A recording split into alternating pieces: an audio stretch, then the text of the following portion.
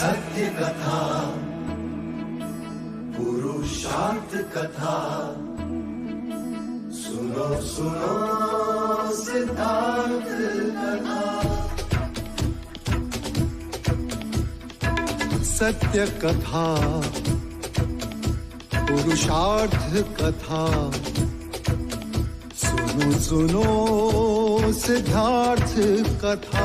चढ़ते सूरज सा तेजवान वो कीर्तिमान, हुंकार भरे जब कूच करे, थर थर कांपे आसमान।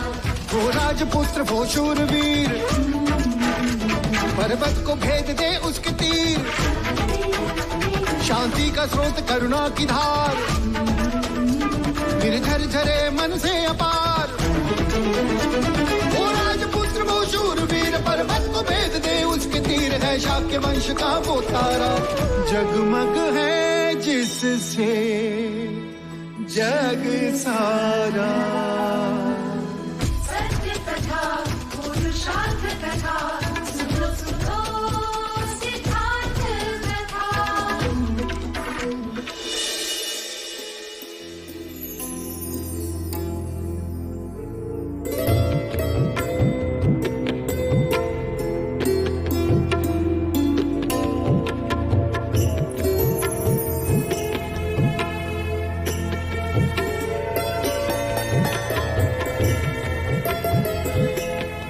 आज से मेरे सारे सुख तुम्हारे और तुम्हारी सारी पीड़ा मेरी। पुत्री, अब गृह प्रवेश करो।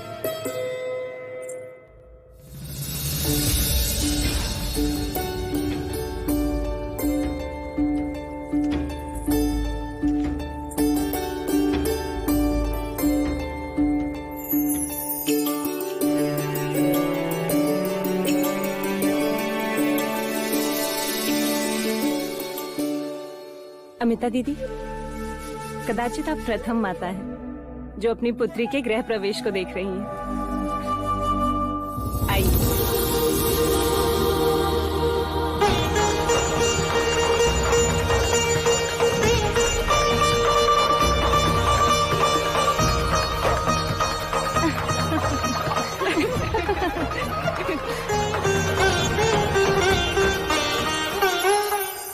देखते हैं कौन ये अंगूठी खोज पाता है। जो पहले खोजेगा गृहस्थ जीवन में वही निर्णायक होगा। फिर तो मेरी पुत्री यशोधरा ही जीतेगी। नहीं नहीं महादेवी, सिद्धार्थ ही जीतेगा। अच्छा।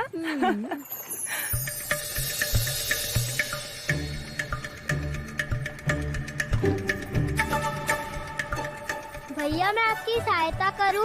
अरे अरे अरे, इतनी आतुरता छोटे युवराज, अवसर तो आपका भी आएगा।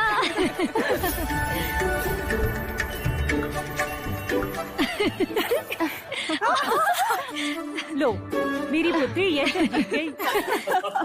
वो तो सिद्धार्थ जानबूझकर हार गया, क्यों युवराज? अर्थात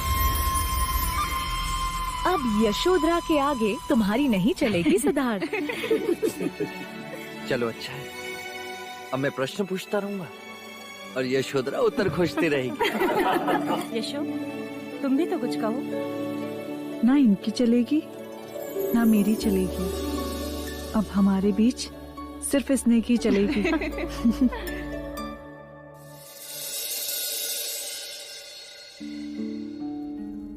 आज आपके नगर वधू की परीक्षा है। देखते हैं गरजते बादल आज बरसते हैं या नहीं। लगता है आपने अम्रपाली को देखा नहीं, अन्यथा आप अग्नि परीक्षा ना करते।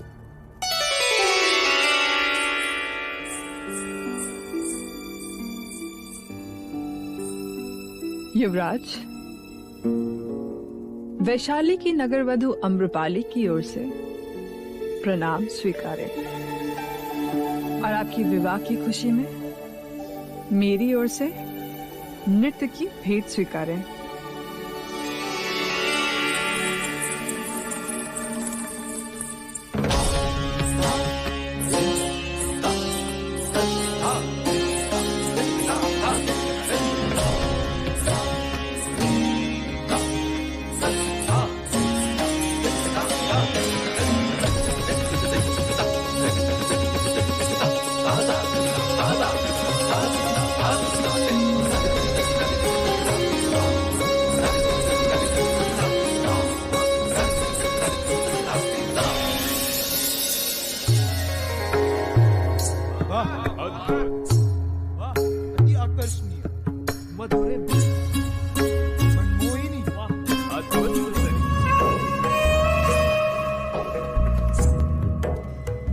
अद्भुत,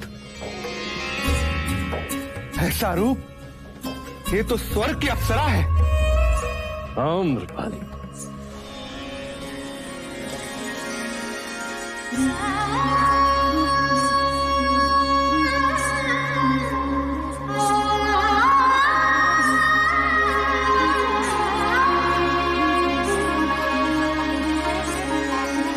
मन की डाली हवा से लचक गई रे, लचक गई रे, प्रेम इतना भरा मैं, छलक गई रे, ओ छलक गई रे।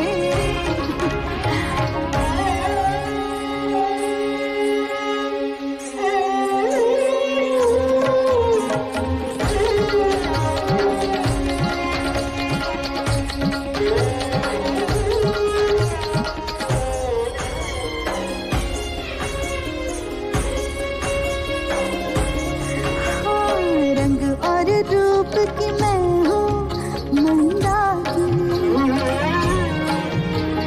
मेघ में मैं बस बन के सौदामिनी।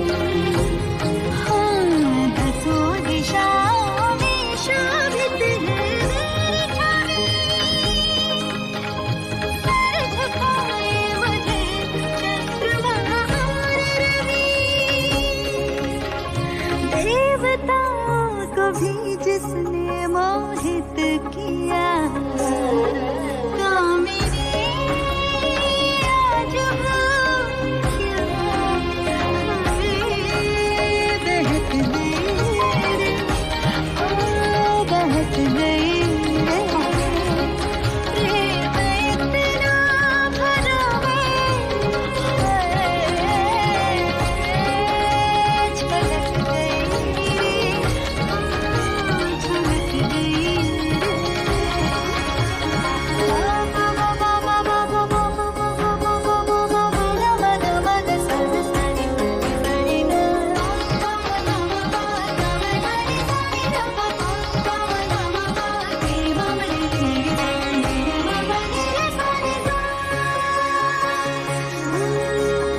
कभी आई नहीं रूप से आँचें,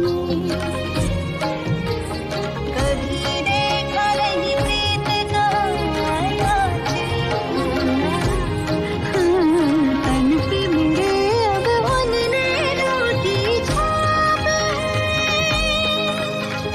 कौन सोचे कि ये पुण्य है पाप है। राह सच की दिखाओ किसी और को, हाँ भटकना मुझे मैं, ओ भटक गई रे, ओ भटक गई रे, प्रेम इतना भरा मैं, छलक गई रे, ओ छलक गई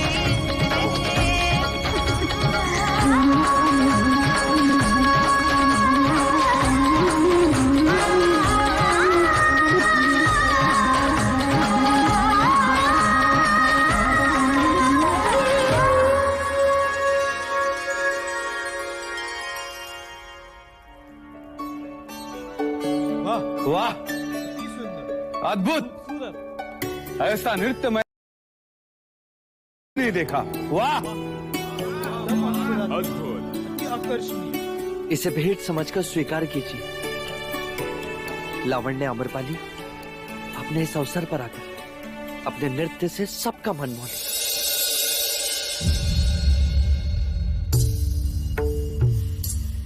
मैं इसे स्वीकार नहीं कर सकती। क्यों नहीं कर सकती देवी? क्योंकि मैं आपसे कुछ और भेंट चाहती हूँ। क्या? इस हार के बदले मुझे एकांत में आप कुछ घड़ियां दे दे तो? हाँ हाँ, क्यों नहीं, अवश्य, हमें खुशी होगी।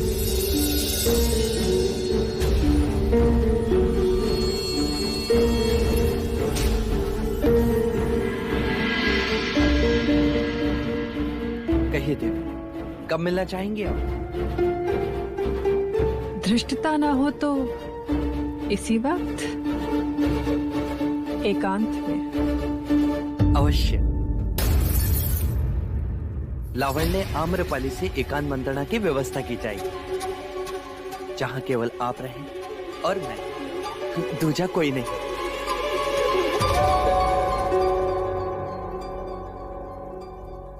परंतु एक प्रश्न है, मेरे मैं अकेला नहीं, मैं और गोपा मिलकर मैं बन गए।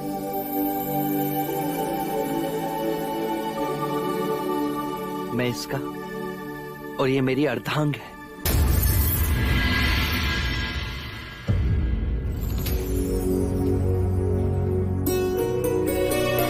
इतना प्रेम? हाँ, सारे जग में प्रेम बढ़ना चाहिए और आरंभ अपनों से होना चाहिए। यदि आप प्रेम की भावना समझती हैं, तो कृपया इस माला को स्वीकार करें। आपकी कला अतुलनीय है, लावण्य आम्रपाली।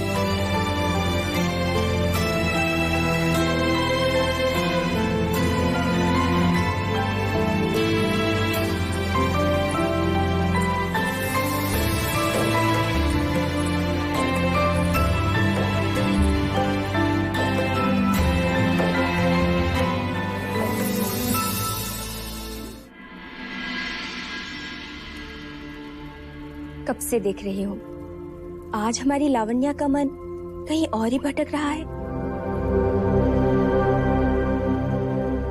मुझे राजकुमारी यशोधरा से ईर्ष्या हो रही है। युवराज सिद्धार्थ उनसे कितना प्रेम करते हैं। परंतु ईर्ष्या कैसी देवी? आप क्या किसी राजकुमारी से कम हो? संपूर्ण संसार के राजा और राजकुमार आपकी एक दृष्टि के लिए तरसते हैं। क्या ये प्रेम नहीं है? नहीं उषा, वो केवल वासना है। उनमें से ऐसा कोई नहीं जिसकी दृष्टि के लिए मैं तरसूं। सभागृह में सभी राजाओं की दृष्टि मेरे शरीर पर सांप की तरह रेंग रही थी, और सिद्धार्थ की दृष्टि में मैं जैसे उपस्थित ही नहीं। मेरे कितने प्रयत्न करने के बाद भी वो मोहित नहीं हुआ। मुनियों की भांति देखता रहा। इसमें दुखी होने की कोई बात नहीं। आप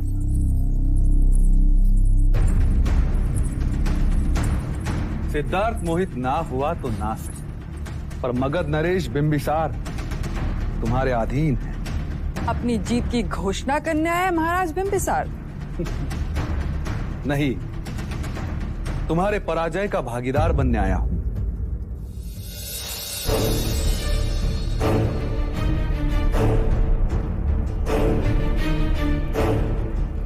चाहे तुम शर्त भले ही हार गई हो देवी, पर आज से तुम हमारे मगध की सीमा वाले श्रृंगार महल की रानी हो।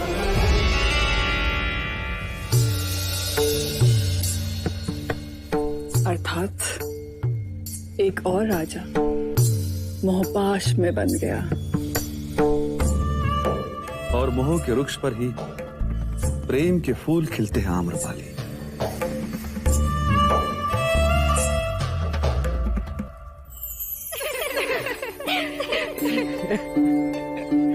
युवराज, आज आपने इस नीरू का सपना तोड़ दिया। मैंने? और नहीं तो क्या, आज अपने सभागृह में लावण्य आम्रपाली के आमंत्रण को ठुकरा दिया। अब मैं यशोधरा की सौत कैसे बनूंगी? नीरू, अब तू एक शब्द नहीं बोलेगी। अरे चलो सभी यहाँ से, रात्रि का दूसरा पहर जो हो चुका है। नंद, आप भी चलिए। नहीं, मैं यही रहूंगा ज्येष्ठ के साथ। अच्छे बच्चे हद नहीं करते। और फिर महादेवी आपकी प्रतीक्षा जो कर रही है, ले जाओ इसे। चलिए नंद, हम भी चले। आओ।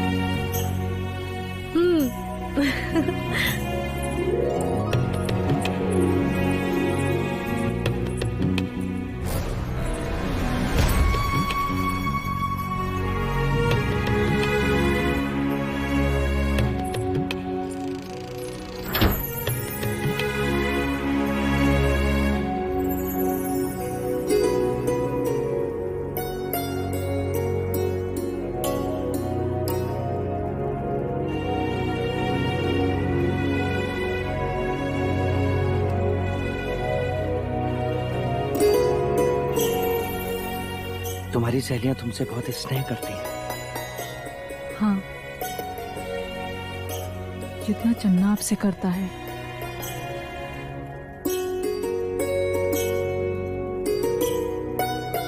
एक प्रश्न पूछूं? मना करूंगी तो मानोगे? नहीं ना?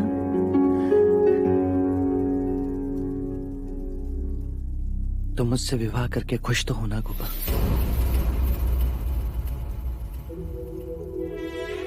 ये कैसा प्रश्न है?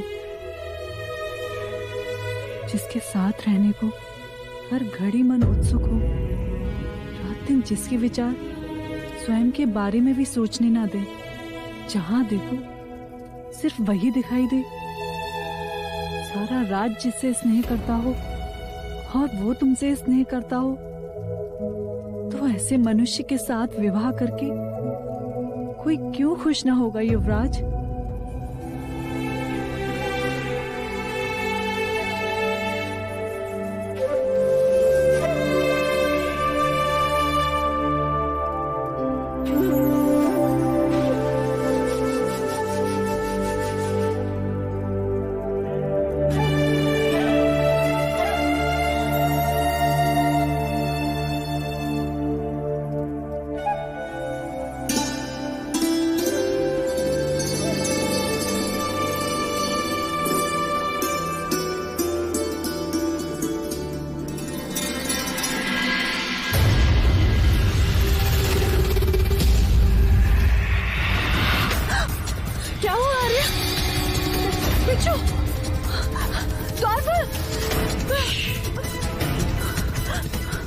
किसी को मत बुला।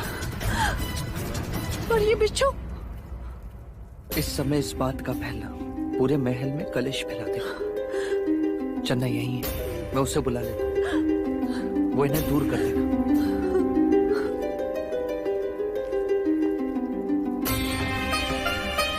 चन्ना,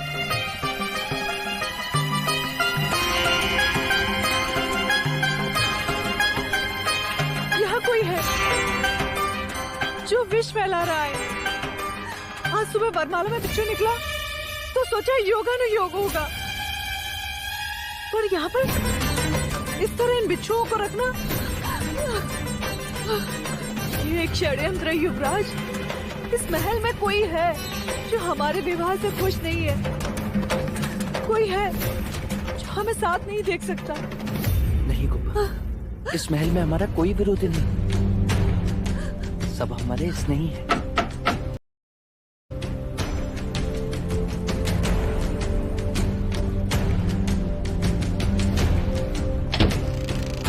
आगे युवराज। चन्ना, इन बिच्छुओं को बाहर फेंक दो। इन्हें मारना मत चन्ना, इन्हें बाहर जीवित झाड़ियों में छोड़ो। संभाल के।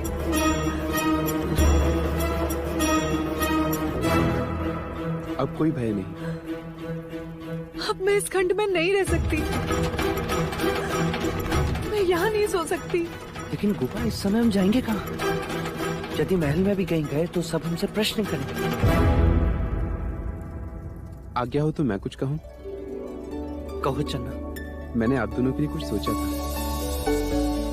इस संयोग से ये अवसर मिला है, क्या आप दोनों मेरे साथ चलेंगे?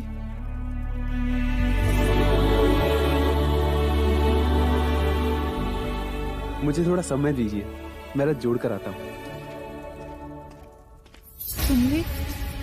तुमने सबको बताने से मना क्यों किया? गोपा, इतनी सी बात के लिए सबको? इतनी सी बात? यदि हमें कुछ हो जाता तो? पर कुछ हुआ तो नहीं ना गोपा। भय से अधिक भय की कल्पना मनुष्य को पीड़ा देती है, तो क्यों ना हम भय से मुक्त हो जाए।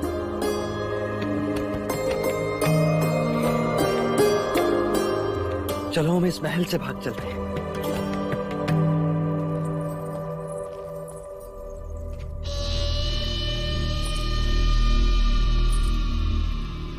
कुमार देवदत्त,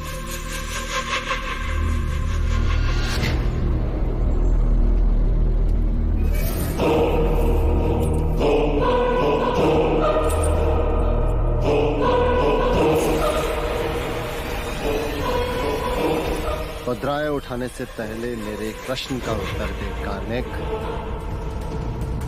क्या कार्य सौंपा तुझे? राजकुमारी यशोधरा का अपहरण। और तू किसे लेके आया? तो मुझे पता नहीं था कुमार देवदत्त की राजकुमारी की जगह तालाब के पास वो कोई और लड़की बैठी होगी। और मैं भी नहीं जानता कि इस पोटली में मुद्राओं की जगह और क्या है। मैं आपके सारे कार्य कर दूंगा कुमार देवदत्त। अर्थात तू वर्षा ऋतु के जाने के पश्चात खेत को जोतेगा? हाँ, क्या कहा था तूने कार्निक? कि धन के लिए तो तू अपने प्राण भी ले सकता है, यही कहा था ना तूने?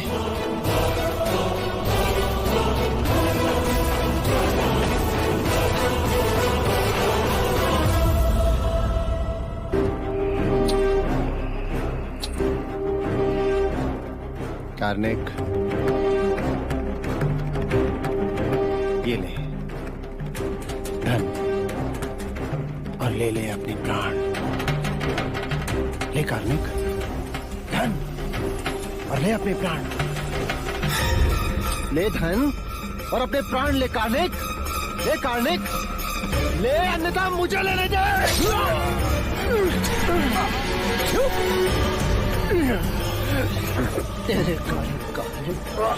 तेरे कारण यशोधरा सिद्धार्थ की हो गई। तेरे कारण मेरी पराजय हुई कार्निक। तेरे कारण देवदत्त की पराजय हुई कार्निक। तेरे कारण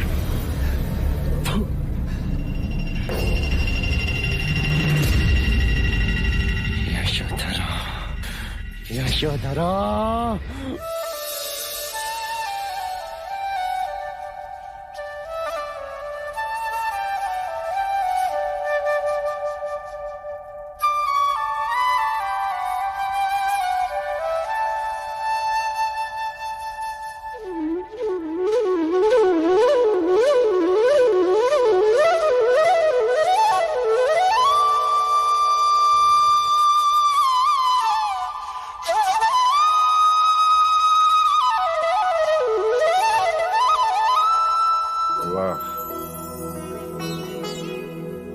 आज तुम्हारी बांसुरी का हर सुर यह कह रहा है कि तुम अत्यंत प्रसन्न हो।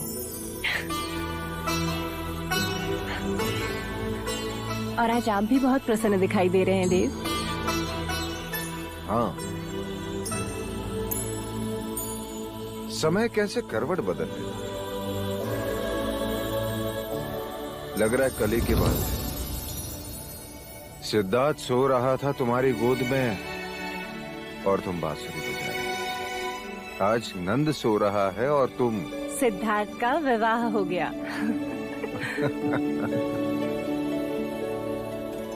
हाँ देवी,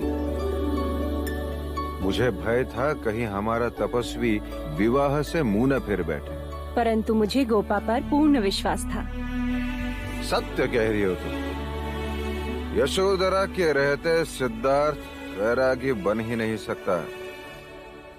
वो उसे गृहस्थी से बांध के रखेगी। असित मुनि की भविष्यवाणी अब झूठी प्रमाणित होगी। लगता है जीवन का एक पर्व जैसे पूर्ण हो गया है। अब शीघ्र ही ये मुकुट में सिद्धार्थ के सर पर रख के राजनीति से संन्यास ले लूंगा। अर्थात अब पुत्र की जगह पिता सन्यासी होंगे। हाँ। तो अब ये आंखें उस दिन की प्रतीक्षा करेंगी कि कब सिद्धार्थ का राज्याभिषेक हो और कब वो सम्राट बने। आने को तो वो दिन कल भी आ सकता है। अवरोध केवल इतना है कि सिद्धार्थ को शाक्य संघ का विश्वास अर्जित करना होगा। उनके प्रत्येक प्रश्न का उत्तर देना होगा।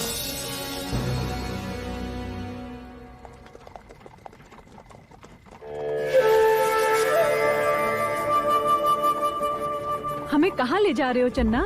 ऐसी जगह जो युवराज को बचपन से बहुत पसंद है। कहाँ? बोलो तो मानो। किसी पहाड़ी पर? ना। तो किसी गुफा में? ना। तो तालाब के किनारे।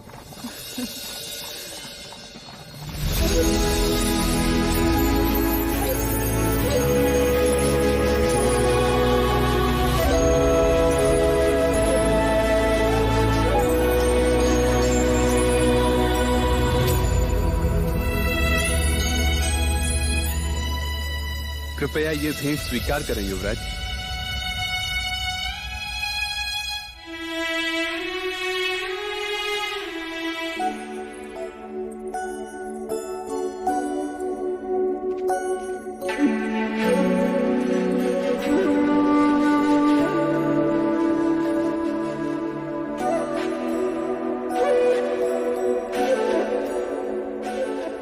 तुम्हारे इस उपहार के अमृत बिच्छू का विष बुला दिया चंदा।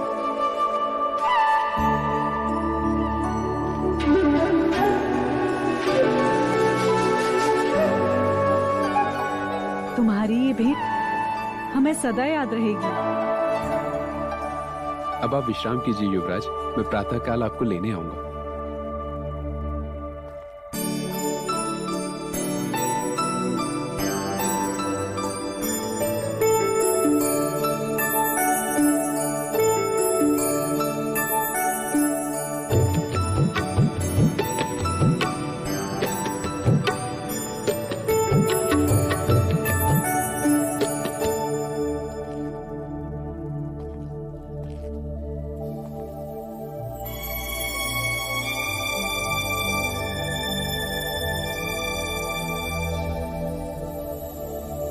अरे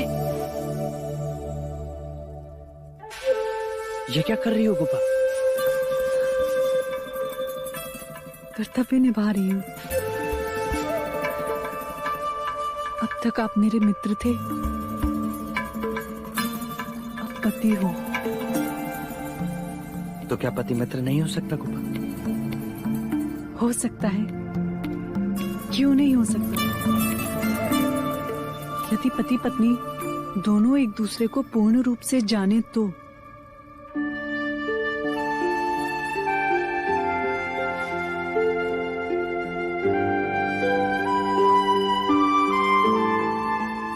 तो क्या हम एक दूसरे को पूर्ण रूप से नहीं जानते?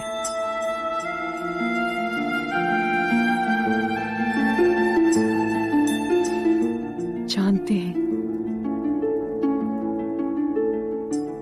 पर उस एक घड़ी के लिए मैं अनजान बन गई थी।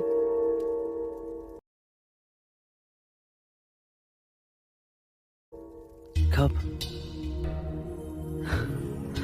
जब आपने आम्रपाली की एकांत में मिलने की इच्छा को स्वीकृति दी। वो उसकी कला का उपहार था गोपा। उस घड़ी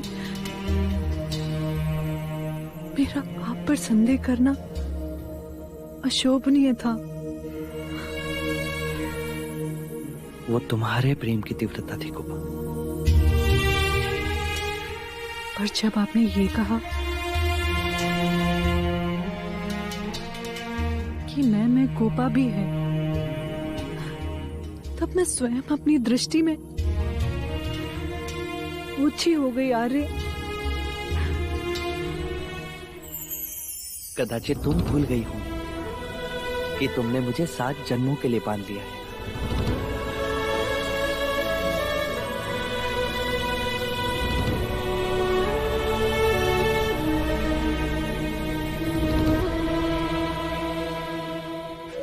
क्या सचमुच 7 जन्म होते हैं?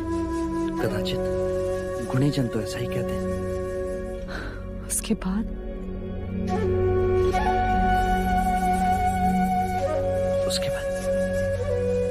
उसके बाद क्या गोपा? उसके बाद क्या होगा ये नहीं जानती, पर 7 घड़ी बाद क्या होगा ये जानती हूँ।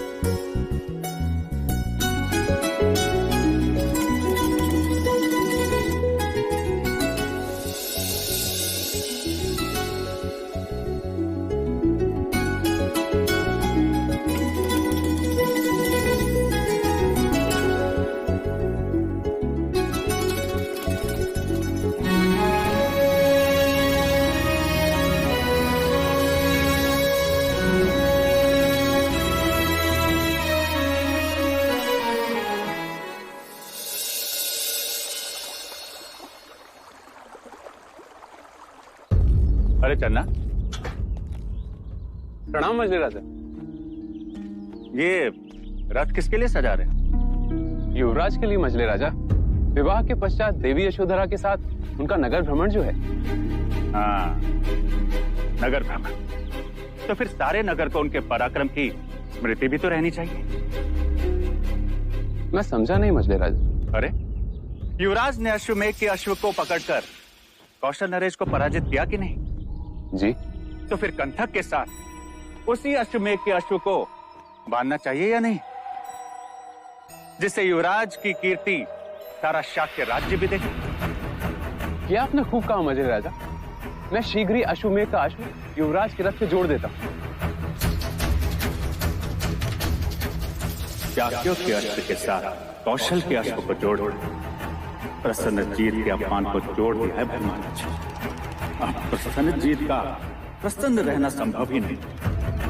बड़ी मित्रता की मोहर लगाने चले थे युवराज से। ये किस लिए? ये हमारी अति प्रिय अंगूठी है, इसे आप अपने पास रखिए। हमारी मित्रता का चिन्ह। मित्रता? परंतु आप तो मुझसे आयु में बहुत बड़े हैं मगध नरेश। हाँ, पर तुम विचारों में सारे भारतवर्ष के राजाओं से बड़े हो, और मेरी मित्रता तुम्हारे विचारों से है। इतने वर्षों में मैं राजनीति को सोमरस की तरफ पी चुका हूं, किंतु तुम्हारी नीति ने मुझे चकित कर दिया। जब मैंने सुना कि तुमने प्रसन्नजीत जैसे विक्रमी सम्राट को युद्ध में पराजित कर दिया, तो मुझे आश्चर्य हुआ, किंतु उससे भी अधिक अचरज मुझे तब हुआ जब मैंने ये सुना कि तुम युद्ध को रोकना चाहते थे, और तुमने युद्ध को रोक भी दिया। शत्रु से सारे हथियार भी ले लिए और शत्रु को अपना मित्र भी बना लिया। वाह! तो इसका श्रेय प्रसन्नजीत को भी देना चाहिए। उन्होंने भी अपनी दूरदृष्टि दिखाते हुए युद्ध विराम को सम्मति दी, अन्यथा और अधिक प्राण जा सकते थे। किंतु इससे भी अधिक सोचनीय बात हमने कल देखी। वैशाली की नगर वधू, सौंदर्य सम्रागिनी आम्रपाली खुली बाहों से तुम्हारा स्वागत करने हेतु आतुर थी, किंतु उसके मोहपाश में बंधना तो दूर, वो तुम्हें क्षणिक भर आकर्षित भी ना कर सके। इस आयु में इतना संयम। जो पहले से किसी और के वश में हो वो दूसरों के वश में नहीं आता। सच्चे प्रेम के सामने क्षणिक आकर्षण सूर्य के सामने बादल के समान होता है महाराज, जो अधिक समय तक नहीं टिकता। युवराज, अजात शत्रु की जगह यदि तुम हमारे पुत्र होते। ये आपका बड़ापन है महाराज। युवराज, जीवन में जब कभी भी सहायता की आवश्यकता पड़े, निसंकोच इस मगध नरेश को स्मरण कर लेना।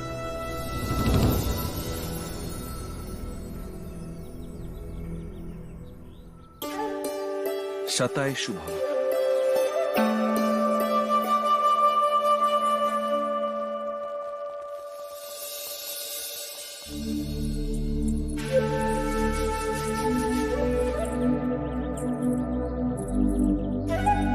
यहाँ क्यों आए माँ? ये पेड़ देख रहे हैं? ये महामाया है। महामाया?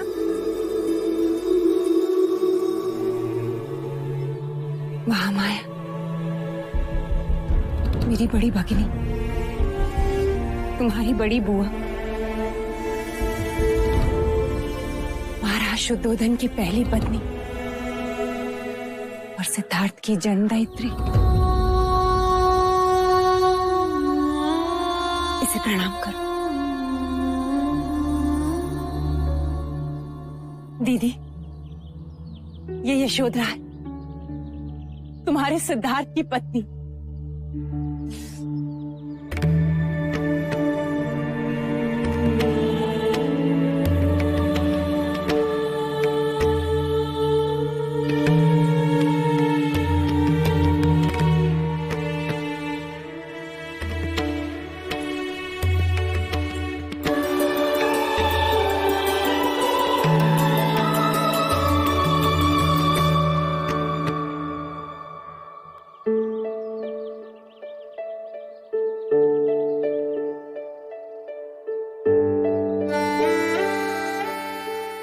युवराज ने मुझे ये बात कभी नहीं बताई,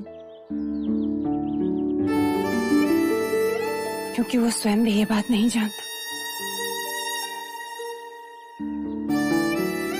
वो तो केवल ये जानता है कि मैं ही उसकी माँ। क्यों छिपाया आपने माँ? क्योंकि महाराज नहीं चाहते थे। ऐसा क्या कारण था? असित मुनि की भविष्यवाणी। चाहे लाख जतन कर ले राजन, तेरा पुत्र सन्यासी ही बनेगा। उन्होंने कहा था कि सिद्धार्थ सन्यासी बनेगा, किंतु महाराज उसे सम्राट बनाना चाहते थे। हमने उसे हर दुख से दूर रखा और ये बात भी छुपाई ताकि उसे दुख ना हो। आपने मुझे क्यों बताई? क्योंकि हमारे पश्चात उसका उत्तरदायित्व तुझ पर है यशोधरा। पर कभी ये भेद खुल गया तो? यही भय तो हर सांस के साथ जीता है यशोधरा। महादेवी, नगर भ्रमण की सभी तैयारियां हो चुकी हैं।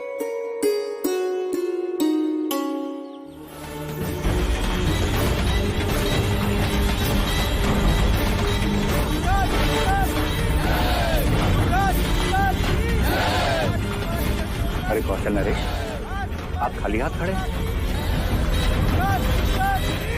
ये लीजिए, इन फूलों को बरसाकर आप भी युवराज सिद्धार्थ और यशोधरा को अपना आशीर्वाद दीजिए। राजकुमारी यशोधरा की, राजकुमारी यशोधरा की,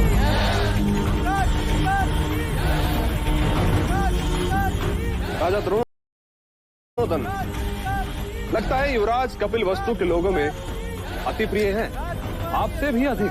सत्य कहा आपने।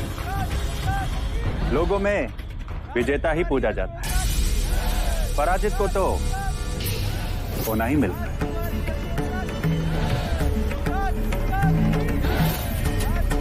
अरे देखिए कौशल नरेश, देखिए युवराज के रथ को तो देखिए। आपने अपनी और युवराज की मित्रता की घनिष्ठता देखी। एक और उनका प्रिय अश्वकंठ और दूसरी ओर आपके यज्ञ का अश्व।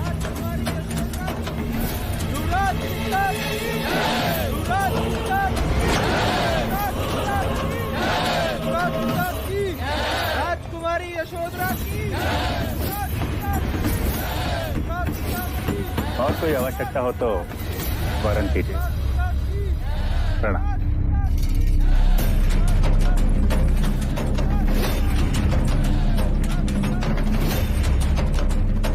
शाक्यों की कूटनीति देखी महाराज। आपको अपमानित करने हमारे अश्वमेघ के अश्व को अपने रथ से बांधकर हमें यह जताया जा रहा कि हमारे अश्वमेघ का अश्व हम उनके काबू में। आप पराजित हो और वो विजेता। नहीं, ये बात नहीं हो सकती। यही बात है महाराज। विवाह मंडप में मैंने स्वयं महाराज को दुर्योधन को दूसरे स्टार के राजाओं से कहते सुना। हमने उसे विवाह का आमंत्रण दिया, परंतु उस आमंत्रण को स्वीकार कर लाचार होकर प्रसन्नजीत को कपिलवस्तु आना। आपने हमारा दिया हुआ सम्मान देखा, परंतु होने वाला अपमान नहीं देखा। यदि ये बात सत्य है कि आप हमारे मित्र हैं, तो हमारे साथ द्वार पर खड़े होकर हमारे अतिथियों का स्वागत है इन फूलों से कीजिए।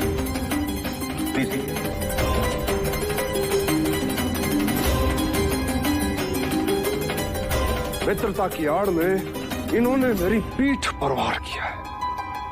अब इस अपमान का बदला तो शाक्यों को चुकाना ही है। अब हम घड़ी भर भी यहां नहीं रुक सकते। हम शीघ्र ही प्रस्थान करेंगे।